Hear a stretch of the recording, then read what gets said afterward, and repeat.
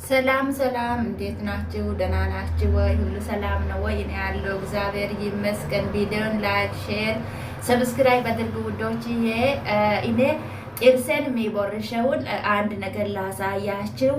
በሁለት ሳምንት አንዴ፣ በሳምንት አንዴ ጥርሳችሁን በደንብ ታጸዱታላችሁ። እሱ ምንድነው ብትሉ እዚህ ጋር የተጨፈለቀ ዝንጅር፣ የተጨፈለቀ ቱምና ቤኪንግ ፓውደር እና ሎሚ ማለት ነው። ሎሚ ትንሽ ጨው ጨምራችሁ በደንብ ነው ጥርሳችን ነጭ፣ እግዚአብሔር ነው የሚላችሁ። በጣም ነው ነጭ የሚያደርገው። ታመሰግኑኛላችሁ። ተጠቀሙ ውዶችዬ።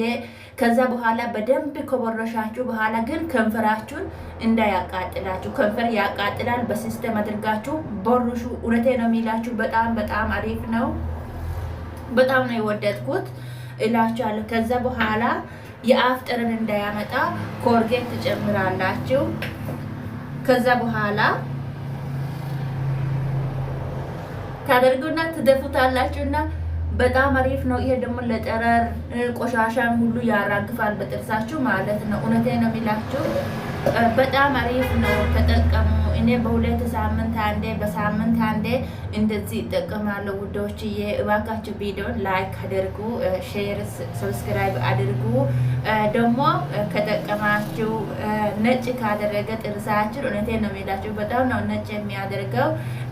ኮሜንት ላይ ጻፉልኝ፣ ታመሰግኑኛላችሁ። እኔ በጣም ነው የወደድኩት። በጣም ነው የሚጠቀመው ሁሉ ጊዜ ይላችኋለሁ።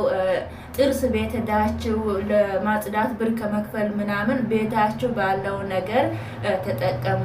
ታመሰግኑኛላችሁ። እውነቴ ነው የሚላችሁ። እኔ ሁሉ ጊዜ ነው ደግሞ ጥርሳችሁ ከበረሻችሁ በኋላ በጣም ነው አሪፍ። ተጠቀሙ ውዶችዬ።